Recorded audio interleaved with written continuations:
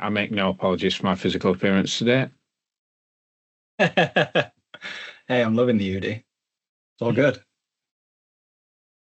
Is it just me, or did your camera get really good? Or have you is your lighting on point today? Because I've got my lights on. Yeah. Yeah, I can tell. Yeah, it's a Sony ZV-10. Oh, ZV-1, sorry. Yeah, no, it looks good. Hello, Andy. How are you doing? Hello, I'm good. You? Yeah, not so bad. How's tricks? You all sort of prepped for I've lost Christmas? audio for some reason. Oh. Can you hear us now? Testing. 1, 2, 3. Yeah. You got us? Hello. Yeah, we can hear you. Cool. Good stuff. How are you doing? You all right? Yeah, not bad, thanks. Yourselves? Yeah. All good, thank you. Just on that wind down now to finishing up. Yeah, I wish I was on wind down. We've been busy as hell this week. Yep. Flat Same. out. Yeah. Same. I've non-stop. I've booked from the 17th of December till New Year off. Nice. So it's like a mad rush now. Everybody wants to get everything done before I go away. And it's like, there's only so many hours in a day. Like if we don't get it done today, I'll have to see Monday. But my calendar is full. Funnily enough, I've had somebody desperate to look at an AVD issue with me this entire week, and we keep missing each other scheduling wise. So quite ironic now that he messaged me before this going, can we jump on a call at 12 for an hour? And I was like, no, I'm off to do a podcast where I talk about AVDs. Excellent. Brilliant. And I guess that's a perfect segue into today's topic, right?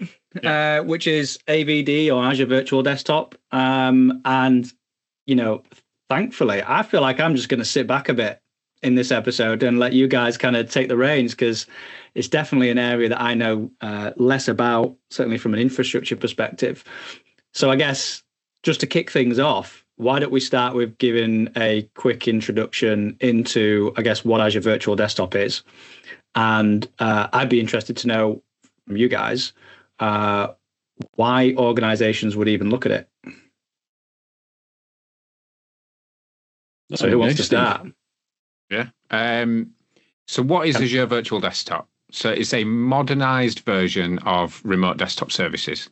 In fact, I'm almost confident that if you were to be able to peek behind the curtain, it's remote desktop services. Microsoft are just managing the gateway, the connection broker, and the load balancer on our behalf.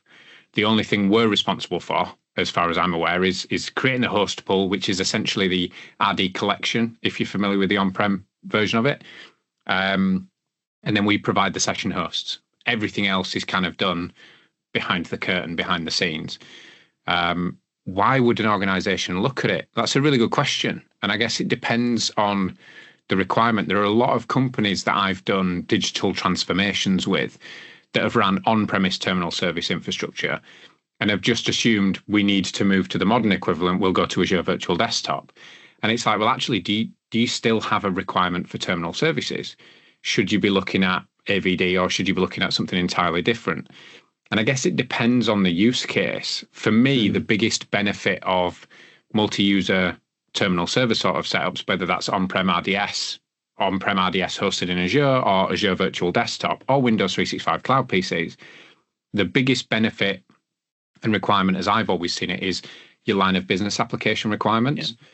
So if you're running, say, for example, an SQL, and I'm a Linux guy, so apologies, I'm not going to conform to calling it SQL.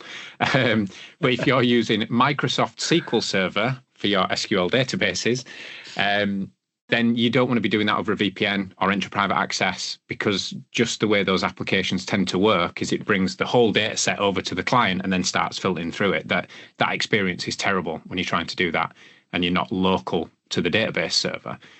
So if you have applications like that, then I would probably say that is one reason that you would want to look at that.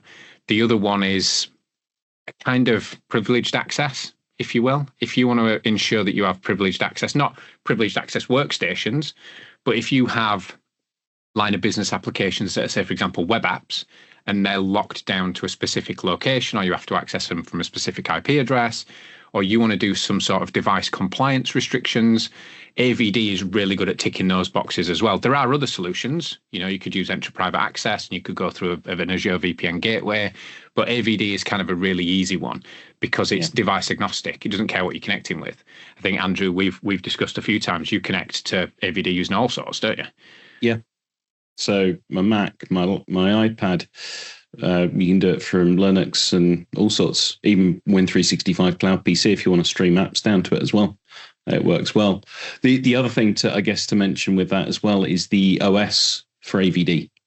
So typically with things like VDI, so Citrix, all those ones, you typically install that on a server, whereas AVD is multi-session Windows client. So you can have a dedicated session, so one-to-one or one-to-many.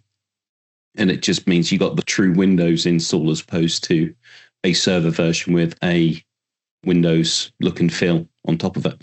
Yeah, which is interesting because I guess that that's just going to give you a better end user experience, right? Better end user experience, a bit more familiar to the end user as opposed to, signing into that Windows Server operating system. And if you've done a really crap job of setting up your terminal server manager still tries to open in the background or something like that when your users, jump onto the terminal server.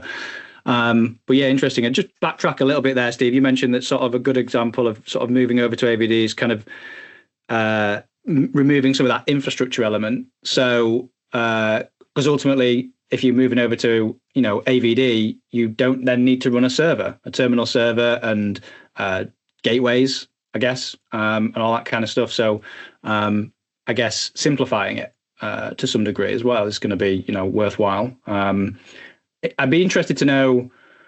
To be fair, maybe I'll save that for later, but there's a cost element to that as well, isn't there? You're turning initial upfront cost for servers and getting all that up and running to, ongoing monthly cost of running the AVD. It is a shift, yeah. You're going from what is essentially capital expenditure to an operational expenditure. Yeah. And as a customer of mine, Jeremy Tomkinson used to say all the time, he always used to go, CapEx is for Christmas, OpEx is for life. And whenever we used to start talking about, and this is going back to the early days of like when people were running on-prem Exchange with small business server and stuff, we were like, oh, it's going to a subscription model. And he was like, I don't like subscription models. I'd rather do an upfront cost. But there is a kind of like a crossing point of, yes, for the first maybe 3 years, if you're the sort of company that buys physical tin and you depreciate over 3 to 5 years, and then you look to renew it or extend the warranty, etc., there is kind of at that renewal point, the cost is no longer as beneficial. The cost saving of buying tin is no longer as beneficial as using AVD. It kind of meets a point where it crosses. Because, in the first 3 to 4 years, it's probably much cheaper for you to buy tin, put it in your server cabinet and just have some LEDs blinking away. But then when it comes to extend the warranty or refresh the hardware, you've then got professional services to migrate them from the old tin to the new tin. You're probably going to do an OS upgrade along the way. That cost then kind of negates anything that you might have saved. It's been an interesting conversation with businesses, but I've found personally over the last 5 years, it's been a much easier conversation to have. Because certainly with the business premium entitlement for AVD, for those who don't know, if you're running business premium, you have entitlement to use Windows 10 or Windows 11 multi-user session hosts in AVD without having to pay a license fee. Now, if I was to go on-prem, I'd be buying RDS CALs as well as OS CALs. They're kind of included with AVD. All I'm paying for is the host pool and the session hosts. I'm paying for the compute, really. There is that Microsoft have kind of made it easier and more attractive to look to move towards AVD as an option for businesses. I think. And I think in that scenario for smaller businesses, it's a case of they need a device to connect from, but that's where bring your own device comes from as well, potentially. But if you are really worried about cost, there's, you can do the shut VM down at 7:00 at night and then start VM on Connect. I mean, that's one of the things I like about it over Win365, because you're then paying for the compute when it's switched on. Yeah, you've got to pay for the storage on top of that. But there's some, I've had discussions with people where, what's better than the other, Win365 or AVD? Actually, they're both good for what they do. They both have their place. And you can mix and match as well. It's not one or the other. Exactly. Yeah, exactly. The other thing with AVD, if you go for a multi-session, where in terms of 5 users logging onto one session host, so you've got to then think about profiling and things like FS logics. And I know with the latest announcements at Ignite, it removes the need for the hybrid on-prem identities, hybrid identities, AD, which makes life a lot easier and opens up to everyone else now, I think, because people are wanting to shift to cloud-only identities. I know that. But there are some other announcements that I've still not caught up on everything from Ignite purely because I've been too busy. But it's great. It covers a whole load of tasks. I worked with a fairly large bank in the UK, and they had managed services VDI, and they're moving to AVD. And one of the prime things was their VDI infrastructure didn't support Teams. Yes. So moving to Quite AVD, a common one, yeah, they're now getting Teams and the benefit of Teams. So they were using Zoom before because they had to, but they can now maximize the usage of their M365 license with Teams. And the integration with Teams on AVD is just so much better than any other VDI platform, I would say. It is, yeah. And obviously Microsoft's released, can't remember the name of it, but there's basically, is it the web RTC redirection stuff? So that a lot of the heavy lifting for Teams calls and stuff like that is done by your local client device. Yeah. That stuff works really well. I mean, I've done terminal server setups in Azure since it was in preview. And when Teams became popular and everybody's like, I want to run Teams, the experience in normal server-based terminal server environments was horrific. Like it was a no-go, wasn't an option. So we've still got quite a few customers out there that are really looking forward to transitioning to AVD when the time comes for them, because some of them they've just moved to Server 2019, 2022, etc. So as soon as the time comes to AVD, that the big reason they want to do it is Teams usage, because the problem is if you've got all your customers are using Teams, all the third-party companies you work with are using Teams. If your guys are locked down into a server-based terminal server environment, they have to use Teams. They're just going to alt-tab out of the terminal server environment. They're going to start doing it on the local machine. And that's the one thing we don't want them to do while we're trying to get them to use that. So AVD is fantastic at that. Did I hear a rumor, and this needs qualifying by anybody who's listening and you two here, that Microsoft are looking at letting you run Windows 11 Enterprise multi-user session on-premise if you do it through Azure Arc? I was thinking that earlier. I didn't want to say it in case I was wrong, but if you've heard it as well, I heard they've changed. I can't remember what it's called. Is it Azure Local? I think it's called Azure Local, or something along those lines. Yeah. Yes, I think that is the case. Yeah. I don't know a lot about it, but I've seen it. Well, I'm just looking at the docs while Andy was speaking. Then can I run Windows Enterprise multi-user session host outside of Azure? And it's like, no, we don't allow customers to run enterprise multi-user session in production environments outside. But it does say outside of Azure Virtual Desktop. So I guess if you're providing your own hardware for the Azure Virtual Desktop service, then. But yeah, I guess. Yeah, did you a rumor that was about one of the announcements. Ignite. That's what I was saying. I remember the one about the FS logics not needing hybrid identities, but I think there was another one for the ability to run it locally on Arc. Azure Virtual Desktop on Azure Local. I remember seeing it in Ignite. Yeah. And is that you guys have just touched on so much stuff that I want to cover. So just to backtrack a little bit, you were kind of talking about common drivers for using AVD. One of the things you mentioned was like data locality, hybrid work, and I guess from a security perspective, it's also a security boundary, right? If you've got maybe contractors that are doing some work for you and they need to be signing in from a certain IP address, or they need to be coming in from a compliant device, rather than issuing them a physical device, you can give them access to the AVD. Keeps everything contained, works as a sort of security boundary. So that's a great reason for using AVD. You touched on Windows 365, and that's something I'm really keen to sort of dig into and kind of understand, I guess, the differences between them from your experience in terms of, I guess, both maybe costs, maintaining them, and like from an infrastructure perspective, what's the difference?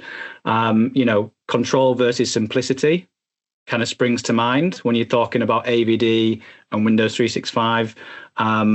So yeah, I mean, I guess if one of you can kind of take the reins a little bit with that and talk about, I guess, the differences between them.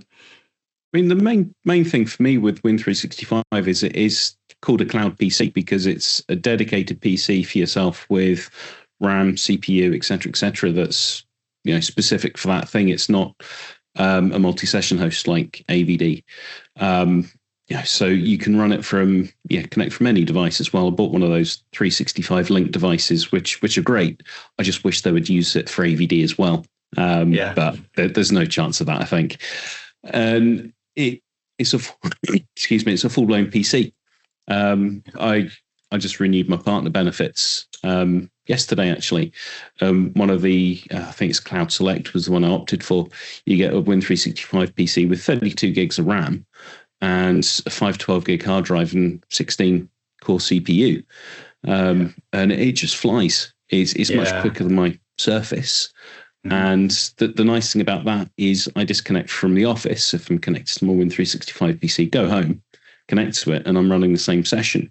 Yeah, I love Whereas that. AVD, if you drop your session, yes, you can have it to reconnect your session, but you may be on a different session host at the time. So it's a standard PC and it's maintained by Intune. It's got its own version of autopilot, which just deploys it. I guess that's one of the key differences there as well. So I guess from an infrastructure perspective, AVD is still platform as a service, right? There is still, Azure resources that you have to deploy. And I know there's a caveat to that because there is some Azure resources that can still exist from a Windows 365 perspective.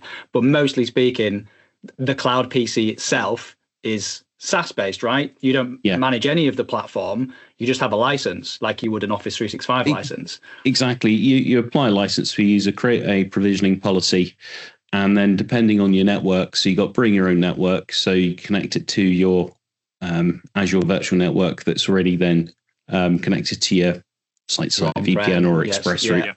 Yeah. Or you can have it as a dedicated, its own network that's completely off-site. So you need to set a few RBAC permissions on the resource group and everything in Azure for it to work. But it's like anything. It's based on least privilege as well. So you just assign what's needed. So I guess from an infrastructure perspective, it's safe to say that Windows 365 is simpler because there's less of it to worry about. You don't really need that Azure knowledge really to kind of build and maintain an AVD infrastructure. That's a fair thing to say. I would say it can be simpler, but there's also lots of functionality in that you can get with things like reserves, frontline worker. So whereas AVD multi-session host with Win365, you can have the FLW license, which basically means I think it's 5. You can have 5 people on a shift who can use that one Cloud PC. But the difference there is you can only have one login at a time. Yeah. Whereas so it has to be true shift workers, not just I've got 5 guys in a warehouse that share a login. Exactly. The interesting thing is as well is people often forget that with AVD you can do personal pools. Yeah. So you can have a dedicated VDI style environment, one-to-one. Yeah, one user gets one dedicated session host. However, the price difference between trying to achieve that in AVD and trying to achieve it through Windows 365 Cloud PC licensing is insane. Like, it's a stark difference. If I was to spin you up a VM now and give you as a dedicated pulled session host, personal session host, and I was to give it 8 CPU cores, 32 gig of RAM, you're looking at about 400 quid a month. Yeah. Whereas if you can get that as a Windows 365 Cloud PC enterprise license for, I think, what is it, 50 something quid a month? For 32 gigs, so yeah, I think it'll be 50, 60 quid at tops, which is just unreal, right? Have they released the pricing for the dedicated GPU Windows 365? Well, I was going to just touch on that. I keep hearing rumours. I was going to say, can you do anything with GPUs in AVD? Because I don't think you can you? No, whereas you can with Windows 365. Well, in AVD, you could use a VM family size that has dedicated GPUs or vGPUs. Right. And I heard that you could do the same on Windows 365, but I've never seen pricing for it. Last I heard, it was priced on application. You have to reach out to Microsoft and ask them for it. You might. So right. I've not seen any public pricing, but it is available as an option. There's no public notification on the price. Now on Azure, it gets quite expensive. Yeah. I once span up I think it was a Tesla P4 VM. I burnt through my $200 worth of credit in 15 minutes. So yeah, it does. But again, I imagine the pricing on the Windows 365 side is nowhere near the cost to do the same on Azure. But we all know it's running on Azure, right? Like I can go into Azure, I can look under all my resources, and I can see the virtual NICs for all the cloud PCs. I know they're in Azure. They live there somewhere. So what's with the stark price difference?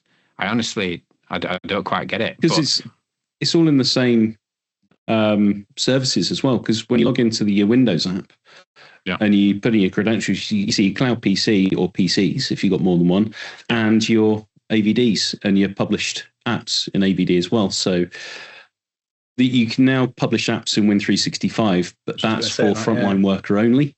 Yeah. Because I thought, I got really excited when they made that announcement because I use my Mac.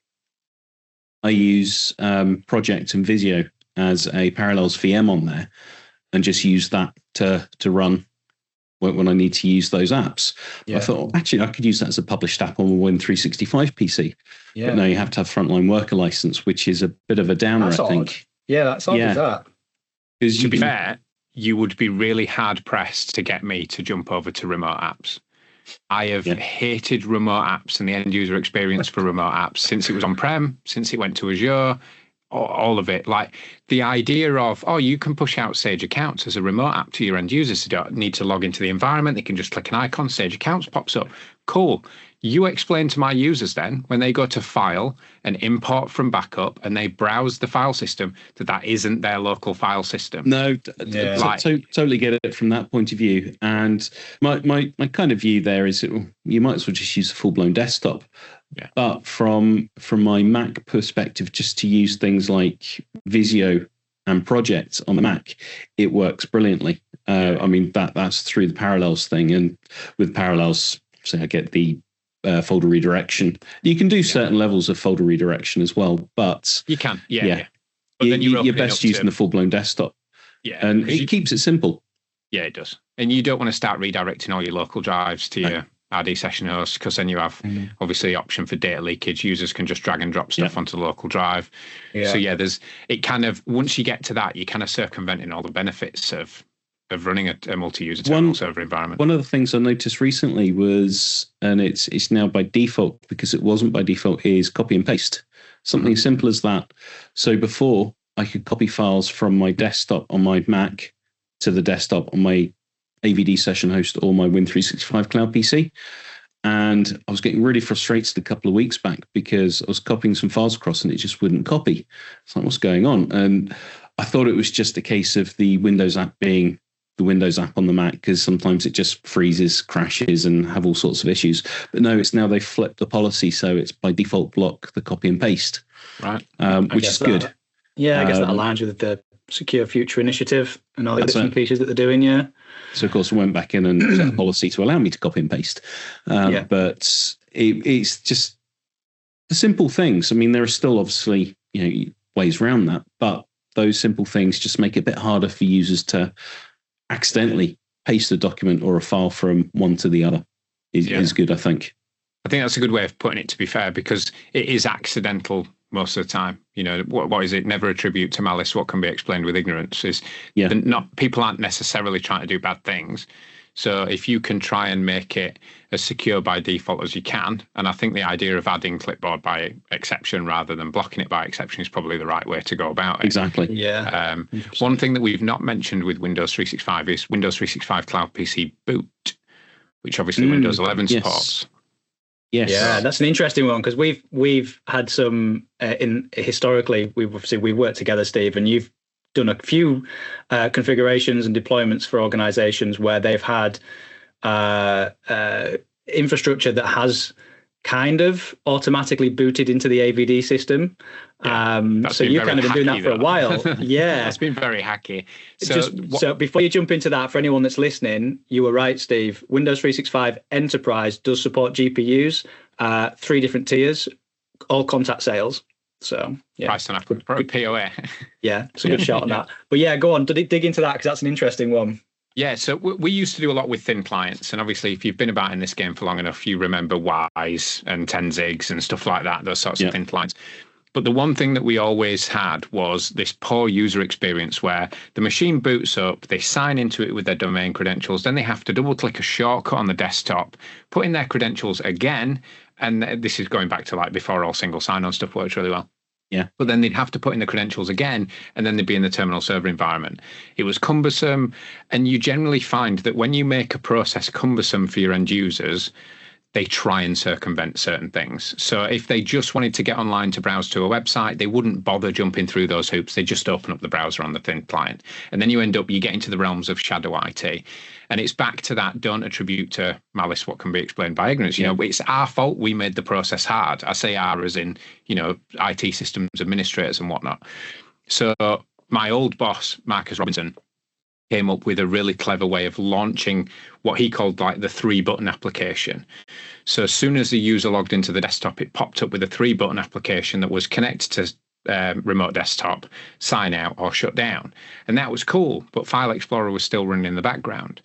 So after a few years, when we moved on to Windows 7 thin clients, so they were older and XP ones, when we upgraded to Windows 7 ones, God, I feel old. When we upgraded to Windows 7 ones, we then started using a PowerShell script that we launched instead of Explorer.exe. So there's a registry key called shell. I can't remember where it lives. Yep. It's NT current version something. Yep. And in that shell value, it says Explorer.exe. And that's what opens your normal Windows desktop environment when you first log in. So we replaced that for PowerShell.exe, and it created a PowerShell process that launched the RDP file with the credentials and single sign-on and pass-through and everything done, but also then monitored for mstsc.exe to close. And if mstsc.exe closed, it signed the user out. So from the user's perspective, they signed in once on the local login screen, they hit enter. They then didn't get a desktop, a start menu or anything like that. They just suddenly got the signing into the remote desktop window. And then when they signed out of the remote desktop, they'd also signed out of the local machine. So we were kind of doing that whole seamless thing before it was cool, I'm going to say. Yep. Yeah. But Microsoft have kind of done the same thing with Windows 365 Cloud Boot. You can power up a Windows 11 machine, and as long as it's got network connectivity during startup and sign-in, it will log you and sign you into the Windows 365 Cloud PC. It's interesting you mentioned there, as long as it's got cloud connectivity, because I'm sure there's an offline mode as well. I've never configured it, but I know that Windows 365 has got some sort of local offline mode. So in the same way that you would maybe work on files offline with OneDrive, you can make local changes, and then those changes will sync back to the cloud PC after the fact, which is just mad to me. I know that was something that there was talk about on getting it done. I've not seen anything else about that. Mind you, I've not done any digging. But yeah, Win 365 boot was kind of the first thing before the Win 365 link devices came out. Yeah. And it's brilliant because it's all configurable via Intune. And then it also then falls in with autopilot. Yeah. And you can effectively manage it via your zero touch deployment. It just means you can use slightly older hardware that's still Windows 11 compatible, but doesn't really meet the requirements of what the user needs to run all their daily apps, which Win 365 does. So it just means they sign in once. Ideally, you'd do that from your desktop PC rather than a laptop. I mean, you could do it from a laptop, but yeah, you'd need cloud connectivity. Mm-hmm. I got one of those Win 365 link devices earlier on this year, and my first experience of it was crap. It was really overhyped. I was really excited about getting it because all the typical Microsoft marketing and all that kind of good stuff. But the one thing that really bugged me on the out of the box was the keyboard setup.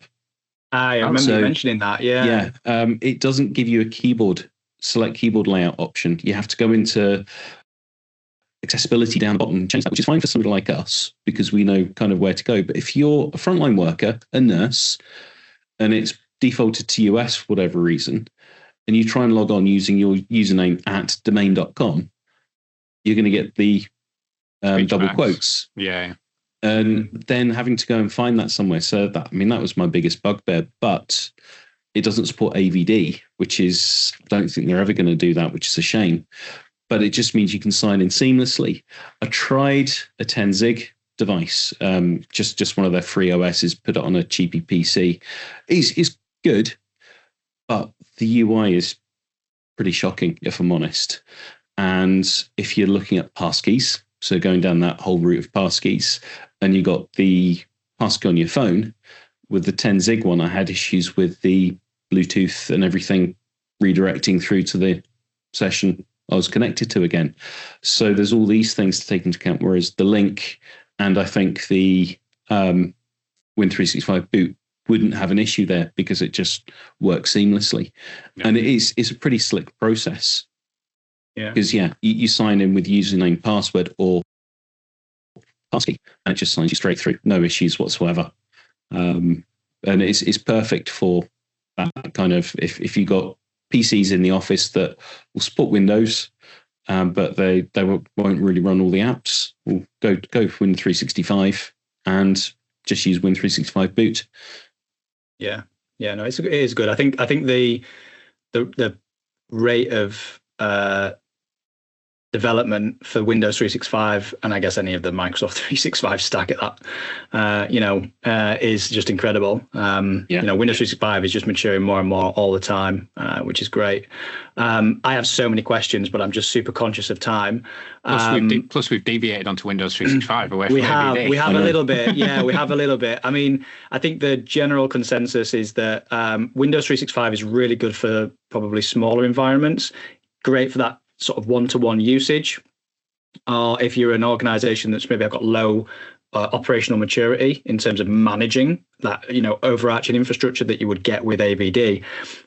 Conscious of time, but I really would like to dig into the way you go about pricing AVD, Steve, because I know you've spent a lot of time doing it, and I think it's a solid process that you've got. So maybe if you could kind of talk us through that a little bit. Yeah, I think any listeners would get a lot of benefit out of it. Potentially. So I'm a typical Yorkshireman. I don't like spending money if I don't have to, including other people's money. And I do have a bit, to be fair, Microsoft have an AVD calculator now for session hosts, number of users and stuff. I'm not a fan of it. I think it gets it wrong quite a bit. So one of the things I'll say the reason. So full disclosure, the only reason I've got to where I have now with quoting Azure stuff is because I've messed up big time in the past, right? I have ran some big bills by accident. So a lot of this has been trial and error. But when quoting for AVD, as Andy mentioned earlier, we've got autoscale now, which is fantastic. We used to do that using PowerShell scripts. I don't know if you remember, Nate, we had a fancy PowerShell script that would automatically turn stuff on and off. Yeah.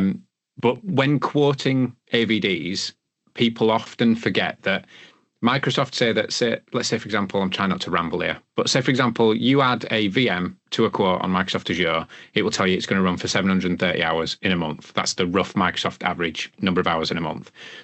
When quoting AVD, I always divide that number by 2. So half it gives me 365. Cool. In reality, if I'm running multiple session hosts and they're going to be running, say, 9 to 5 days a week, they're probably actually going to run closer to about 220 hours per month. So it's going to be even less. But when doing my quotes and pricing everything up, I still stick to 365. Because if, like me, if you work for a managed service provider, it's always easier to give a customer a higher quote and a lower invoice than it is to give them a lower quote and a higher invoice. Like, it's a nice surprise if I've told you your AVD infrastructure is going to cost you 1,500 quid a month and your first month's bill's 1,200. That's great. Everybody's happy with that. What they're not happy with is when you tell them it's going to cost them 480 quid a month because you've only quoted for the one full-time session host. You've failed to account for the other ones. And then, suddenly it's 1,500 quid. So the way I've always quoted it is I will take the number of users that I've got and I will go for the lowest VM size that will get me between 5 to 7 users on.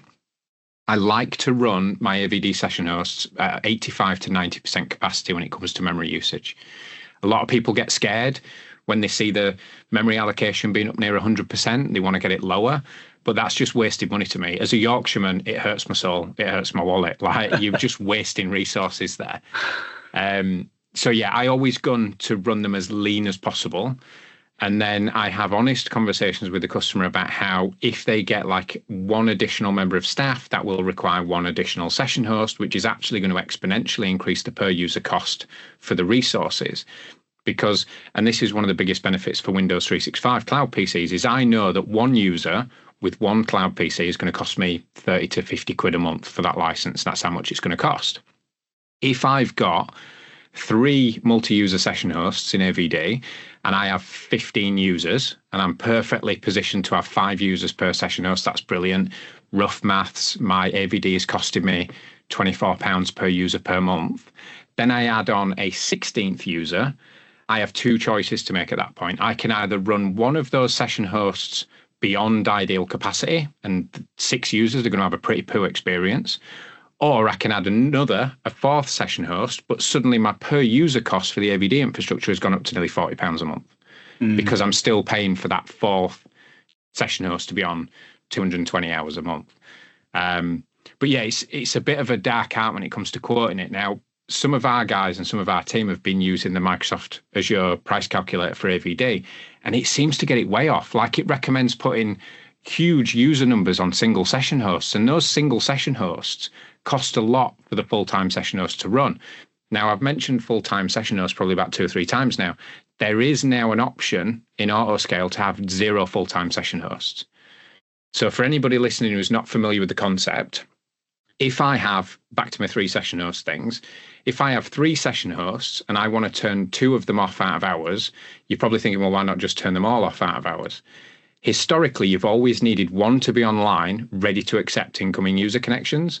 Because if you've got somebody who wants to work on the evening, on a weekend, or somebody comes in on a bank holiday, or you're doing a stock take and you need those extra hours, one needs to be online for them to connect to. The autoscale would turn the other ones on if needed, but if you had 0 session hosts online, they would never be able to connect. I think in the last 6 months, maybe longer now, because this year is flying by, Microsoft have introduced the ability to power them on demand. Yes, you've got Start VM on Connect. That's very cool. It's been around for, I think, about 18 months now. No, you're lying. Please don't tell me it's been over a year, because it feels like it only came out a few months ago. No, I think it was in preview though, wasn't it? I think it's yeah. Please tell me it went GA this year sometime. It probably went GA, but I know it's been in preview because I was using it on a few things last year. But yeah. It feels everything. Last year to me was 2020. What's going on with time? I feel like the rate of change is just incredible. But yeah, you always historically needed this full-time session host. Recently, I'm going to say recently, could have been in the last 18 months apparently. Recently, Microsoft has given you the ability to not need that anymore. But sticking with my pricing model of having one of them on 24/7, the rest of them on 220 hours a month. For my 3 session host example, that one full-time session host is going to be costing you around 480 quid a month. The other 2 are going to be costing you 220 odd each. So essentially, I'm getting three servers for 800 quid a month. Microsoft's goal, I think last one I saw was like use a D16 V5 or something. Yeah. That's like £800 a month VM. So even if I have, say, for example, 2 of them, and I auto-scale one of them off and down, I'm still paying £800 a month for the full-time one to be on 24/7. It would be far cheaper for me to go for D8s instead of D16s, which cost half the price and have half the resources, and have more of them, purely because the full-time cost is half the price. Yeah. Like that, to me, it's always been weird that people go for a fewer number of big session hosts rather than a larger number of smaller session hosts. Because even with autoscale and stuff, when that big session host is online, let's say hypothetically, you've got a D16 costing you about 800 quid a month, and you have, say, 15 users on there comfortably. 16th user logs on, you're firing up another D16 VM, and you're paying another 800 quid per month for one session host. It seems insane to me. So I've always priced it as lean as possible, and I've gone for the smallest possible VM size and the highest possible session host count to get best bang for buck and the lowest per user cost. That makes sense. I think that the other thing to call out with the difference with AVD and Win365 is what I've seen customers do in the past with AVD is they use access packages. So if you're using these access to AVD, it's you request access to that package, and then you get added to the group and you can log on to Win365 AVD. Yeah. If you use Win365, you've got to provision the machine, and that provisioning can take anything up to an hour. And it's a bit of a, is it finished yet? Yeah. At least with AVD, it's you get accepted into the group, and then you can log on immediately. Yeah, the infrastructure, the session host is already there, but because Windows 365 is its own your own personal cloud PC, you've got that provisioning. You've got to wait for it to be deployed. No, that's interesting. Yeah, it's good. It's an interesting scenario to consider as well. It's not. It's not overly. I don't think it's a deal breaker though, because you can use dynamic group membership for adding them into the groups for the provisioning policy to apply. Exactly. So it's one of these things where it's a slight, like we were talking about in the last one. It's different to the way that we used to do things, but as long as you anticipate the fact that it is a slightly different process, you can manage and temper the user expectations. And actually, it works quite well for us. Here's a license, it gets assigned. Give it an hour, you've got a Windows 365 PC ready to go. Exactly. The biggest issue we've found is with them being on 24/7. Any sort of terminal server environment, whether that's Windows 365 Cloud PCs or AVD, benefit from regular reboots. So we're currently scripting that through RMM, but it would be nice to have some sort of maintenance window, patch schedule, reboot settings, or some sort of option around Windows 365. Yeah, I mean, that's what I was looking at with the whole virtual poor thing with AVD. It was actually, you can script it. So for your poor, if you're running a virtual poor, have it redeploy once a month, once a quarter or something, just so it's a full clean machine. Yeah. It's, I guess that's going to be another discussion on automation. Conscious on time. Yeah, I thought there was a maintenance mode for Windows 365. But it doesn't. It's not automatically rebooting them on the schedule, though, is it? I don't think. If you've got your update supplied by Autopatch or Windows Update for Business, then it's going to reboot when there's updates potentially. But Steve, just you talk about being a Yorkshireman. I heard a definition of a Yorkshireman: Scotsman with the generosity knocked out of him. Yeah, I can live with that. I mean, I'm quite a generous guy, but no, we are frugal. Frugal is the word I would use. Yeah, I've got deep pockets. Yeah, exactly. I have so many more questions, but I am conscious of time, so maybe we do need to do a part 2 of AVD as well. I think we've got a lot of part 2s to. We have, we're going to have to start coming back to them because I do have a lot more questions. I'd love to just get either of your thoughts on, before we jump off, where do you see the tipping point between Windows 365 and AVD, between one being sort of better, from a financial perspective? At what point do you say just stick with Windows 365, or you should actually bump up to AVD? So I've sat and ran these numbers quite a bit for some customers, because the larger the organization, the more attractive AVD is cost-wise. Yeah. The smaller the organization, the more attractive Windows 365 Cloud PCs are. So it depends on your reasoning for wanting to compare the two. If it's purely cost, I think if you're less than 20 and 15 users, Windows 365 Cloud PCs is much more cost effective. If you are greater than 15 to 20 users, AVD is probably cheaper. However, that's assuming you're working on standard workloads, productivity apps, web browsing, stuff like that. If we're throwing in big reports, SQL database queries, and stuff like ERP systems, it gets really difficult. I don't think there is that one or that one.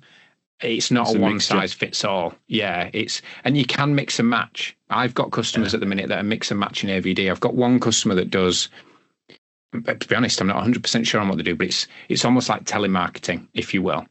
And they have a really busy period where it ramps up and they need lots of AVD space for them to be able to get in there and do the work.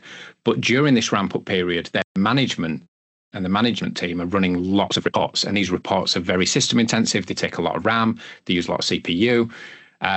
When they're trying to run those reports, it's ruining the experience for the telemarketers that are trying to do the job. So the customer originally split it out into a separate host pool, and it was like, that's getting quite expensive, and they're still slowing down the other managers.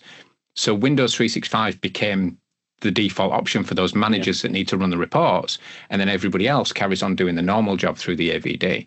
So I guess it's whatever works best for your organization, your budget, and your technical requirements is the only answer I can. If you need to run specialist apps, so if you need to run something outside of a standard build, shall we say, that's where I would say Win365 may be better, because you have, not that you want to give people admin rights on their desktops, because that's a big no-no, but you can then deploy applications specifically to that machine like you would do to the laptop or desktop. Yeah. And it just means it's then outside of the standard. So you then got more control over it. Yeah, absolutely. Great insights. Thanks, guys. Well, look, I mean, we've definitely gone over, so we should probably get wrapped up. Sorry. No, it was a good episode. It was really, really good. I will. Let's arrange a part 2, because I do have a lot of other questions actually, which I'd love to dig into on AVD and Windows 365. Cool. All right, guys. Well, look, I appreciate you guys taking the time today, and if I don't see any of you before, have a good Christmas and a good New Year. Yeah. You too. Take it easy, guys. Bye. Cheers, bye. Bye for later on. Bye for now. Later.